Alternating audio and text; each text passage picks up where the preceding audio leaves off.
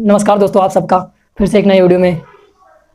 आज का वीडियो दोस्तों थोड़ा एजुकेशनल पर्पस पे होने वाला है, क्योंकि मुझे लगता है कि मेरे साथ जो ऑडियंस जुड़ी है या तो बिगिनर है या उनको मार्केट में आए हुए थोड़ा वो समय हो गया है, जिनको मुझसे ज़्यादा पता भी होगा, या जो मेरे साथ वाले भी होंगे, और कुछ लोग वो होंगे या कुछ दोस्त वो होंगे जो अभी स्टार्ट करना चाहते हैं।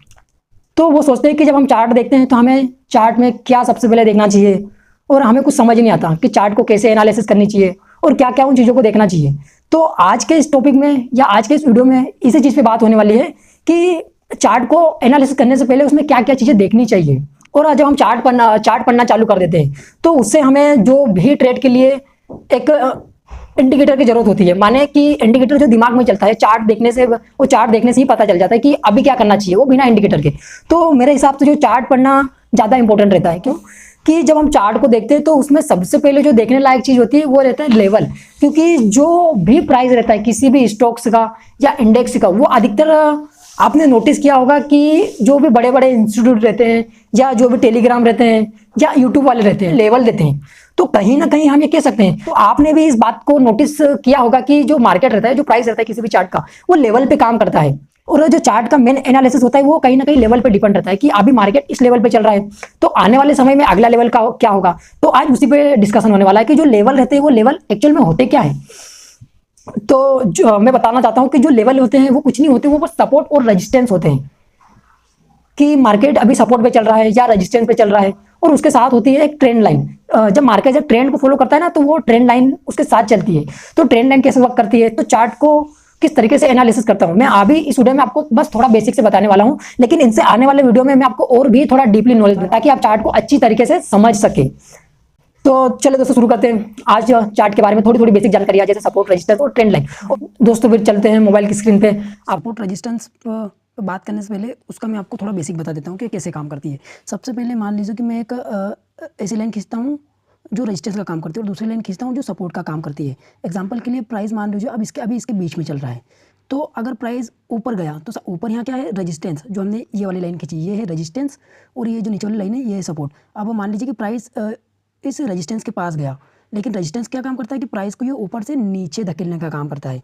ये प्राइस को ऊपर नहीं निकलने देता है। ये जब भी प्राइस के पास जाएगी वहाँ से रिजेक्शन ले लेता है। ठीक इसी प्रकार अगर ये ऐसे करते करते प्राइस नीचे आता है और सपोर्ट पे आता है, तो सपोर्ट का क्या काम रहेगा कि जब भी प्राइस सपोर्ट पे आएगा तो सपोर्ट इसे उठाने का काम करेगा। या कहने का मतलब ये है कि इस प्राइस को सपोर्ट देगा और नीचे जाने से रोकेगा। ऐसे काम करते हैं सपोर्ट और रेजिस्टेंस। जो रेजिस्टेंस होता है वो प्राइस को ऊपर से नीचे आने से रोकता है, और जो सपोर्ट रहता है वो प्राइस को नीचे जाने से रोकता है और ऊपर उठाता है। और जो रेजिस्टेंस होता है वो प्राइस को ऊपर से नीचे धकेलता है, ये ऊपर जाने से रोकता है। अब आप समझ गए होंगे कि सपोर्ट और रेजिस्टेंस क्या होते हैं और ये कैसे काम करते हैं, कौन प्राइस को ऊपर जाने से रोकता है और कौन प्राइस को नीचे आने से रोकता है। तो ये हो गया सपोर्ट और रेजिस्टेंस का काम। अब मैं बात करता हूँ ट्रेंड लाइन पे कि ट्रेंड लाइन कैसे वर्क करती है। एग्जाम्पल के लिए मान लीजिए दोस्तों कि कोई भी प्राइस जब एक अप ट्रेंड में चलता है, अप ट्रेंड में कैसे चलेगा कि वो बार बार हायर हाई, ये higher high, higher low, higher high और हायर लो बनाता है। यानी जो मार्केट अप ट्रेंड में चलता है, तो जो मार्केट अप ट्रेंड में चलता है तो वो क्या करता है कि एक जो ट्रेंड चलता है तो वो ट्रेंड एक ट्रेंड लाइन से सपोर्ट लेता है। अब यहाँ पर मार्केट ट्रेंड में जाने के बाद कहाँ से सपोर्ट लेता है, ट्रेंड लाइन से। कि मार्केट जब भी इस ट्रेंड लाइन के पास आएगा यहाँ से सपोर्ट लेगा और ऊपर जाएगा, जब भी प्राइस इस ट्रेंड लाइन के पास आएगा और प्राइस ऊपर जाएगा। ठीक इसी प्रकार हम एक ट्रेंड लाइन तब ड्रॉ कर सकते हैं किसी भी ट्रेंड को आइडेंटिफाई करने के लिए जब कि उस ट्रेंड लाइन पर प्राइस ने 2 बार सपोर्ट लिया हो। एग्जांपल के लिए मान लीजिए कि मेरे पास एक ट्रेंड लाइन है। अब मैं इसे कैसे कहूँगा कि ये ट्रेंड लाइन है, मैं इसे तब कहूँगा ट्रेंड लाइन है जब प्राइस इस पर 2 बार या 2 बार से ज़्यादा बार सपोर्ट ले रहा होगा, तब हम कहेंगे कि ये ट्रेंड लाइन काम कर रही है। ठीक इसी प्रकार ये ट्रेंड लाइन डाउन ट्रेंड में भी काम करती है। अब डाउन ट्रेंड में कैसे काम करेगी कि जब मार्केट कंटिन्यूसली लोअर हाई और लोअर लो बनाता है, लोअर हाई और लोअर लो बनाता है, तब हम इस ट्रेंड को एक रेजिस्टेंस देने के लिए ट्रेंड लाइन का उपयोग करते हैं। अब यहाँ डाउन ट्रेंड में, अब यहाँ प्राइस क्या करेगा डाउन ट्रेंड में कि जो प्राइस रहेगा वो ट्रेंड लाइन से रेजिस्टेंस लेगा और वहाँ से रिजेक्शन लेगा। जैसे ही प्राइस ट्रेंड लाइन के पास जाएगा वहाँ से रिजेक्शन लेने के नीचे आ जाएगा। तो ट्रेंड लाइन कुछ इस तरीके से वर्क करती है। डाउन ट्रेंड में ये रेजिस्टेंस लेती है और जब अप ट्रेंड में रहता है तो ये सपोर्ट लेती है। तो दोस्तों उम्मीद है आपको यह कॉन्सेप्ट भी समझ में आया होगा। अब हम इसको चार्ट पर देखते हैं कि इनका कैसा यूज़ किया जाता है, चार्ट पर कैसे वर्क करती है। तो दोस्तों मैं निफ्टी के चार्ट पे आया हूँ। ये ट्रेडिंग व्यू में मैंने चार्ट खोला है, इसका ऐप डाउनलोड मेरे मोबाइल में है। तो अभी क्या हमें सबसे पहले इसमें क्या देखना रहता है कि रजिस्टेंस क्या होता है। अब मैंने क्या बात करी थी कि रजिस्टेंस जो होता है वो प्राइस को ऊपर जाने से रोकता है। तो अभी आपको मैं एक जोन बना के दिखा रहा हूँ, आपको एक बता रहा हूँ कि प्राइस कहाँ से बार बार नीचे आ रहा होगा। अभी आप अगर इस जोन को देखो तो प्राइस क्या कर रहा था कि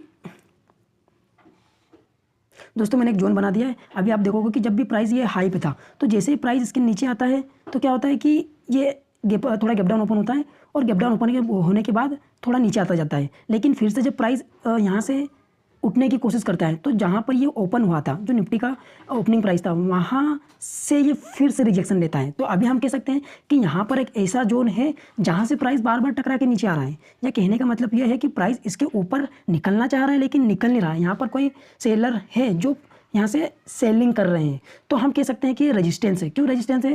क्योंकि प्राइस बार बार यहाँ से टकरा कर नीचे आ रहा है। अगर हम आगे और भी देखें कि क्या प्राइस इस लेवल को रिस्पेक्ट कर रहा है, तो हाँ, जब हम देखेंगे कि फिर से उस लेवल के पास जाता है और फिर से टकरा कर नीचे आता है, फिर से उसके पास जाता है और फिर से टकरा कर नीचे आता है रिजेक्शन लेके, तो हम कह सकते हैं कि ये जो मैंने अभी एक जोन बनाया है रेजिस्टेंस जोन, तो ये एक सेलिंग प्रेशर का काम कर रहा है कि प्राइस इसके ऊपर निकलना चाह रहा है। यहाँ 1 अटेम्प्ट किया, 2 अटेम्प्ट किया, 3 अटेम्प्ट किया, 4 अटेम्प्ट किया, लेकिन प्राइस इसके ऊपर नहीं जा पा रहा है।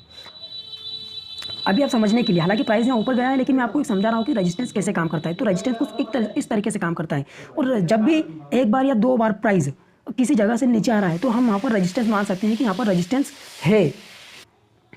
तो दोस्तों ये तो हो गई रेजिस्टेंस की बात। इसके बाद हम बात करते हैं सपोर्ट की बात। अब सपोर्ट में मैंने क्या बोला था कि जब भी प्राइस किसी ऐसे लेवल से टकराकर 1 या 2 बार ऊपर उठ जाए तो हम कह सकते हैं कि वहाँ पर सपोर्ट है। जैसे मैंने एक जोन बनाया है सपोर्ट जोन। अब दोस्तों अभी आप देख रहे होंगे कि जो हमारा अभी मैंने एक सपोर्ट जोन बनाया है, ये एक सपोर्ट है। यहाँ आप क्या देख रहे होंगे कि प्राइस रेजिस्टेंस के पास से आता है, यहाँ पर थोड़ा रुकता है और यहाँ से ऊपर उठता है, और फिर इसके रेजिस्टेंस से रिजेक्शन लेके वापस आता है और फिर यहाँ पर रुकता है और सपोर्ट लेता है। अब हम कह सकते हैं कि यहाँ पर प्राइस ने 2 बार सपोर्ट लिया है, यहाँ से 2 बार टकरा के ऊपर उठ रहा है, तो यहाँ पर एक अच्छा वाला सपोर्ट है और यहाँ पर एक अच्छा वाला रेजिस्टेंस है, क्योंकि यहाँ पर यहाँ पर सेलिंग भी उसी तरीके से आ रही है जैसे नीचे की ओर बाइंग आ रही है। तो आप और भी आगे देखिए इसी तरीके से कैसे काम कर रहा है। ये प्राइस सपोर्ट लेके ऊपर जाता है, फिर रिजेक्शन लेके नीचे आता है, फिर सपोर्ट लेता है, फिर ऊपर जाता है और फिर नीचे आता है। अभी आप इसको बोल जाइए कि ये क्या है, ये गैप अप और गैप डाउन की वजह से ऐसा हो सकता है, लेकिन मेन हमारा जो सपोर्ट और रेजिस्टेंस है अभी इस पर ध्यान दीजिए कि ये कैसे काम कर रहा है। अभी दोस्तों आपने देख लिया होगा कि सपोर्ट क्या करता है और रेजिस्टेंस क्या काम करता है। सपोर्ट बेसिकली प्राइस को क्या नीचे जाने से रोकता है, और रेजिस्टेंस क्या करता है, प्राइस को ऊपर जाने से रोकता है। तो ये होता है सपोर्ट और रेजिस्टेंस का काम, और उनको ऐसे ड्रॉ किया जाता है जैसे अभी मैंने आपको ड्रॉ करके दिखाया है। और जब भी प्राइस इस जोन या इस जोन के ऊपर निकलेगा तो हम कह सकते हैं कि प्राइस अब किधर जाने वाला है। अगर ऊपर जाने वाला है तो ऊपर जाएगा, और नीचे जाने वाला हो तो, और अगर नीचे जाने वाला हो तो नीचे जाएगा। तो दोस्तों ये तो हो गई सपोर्ट और रेजिस्टेंस की बात।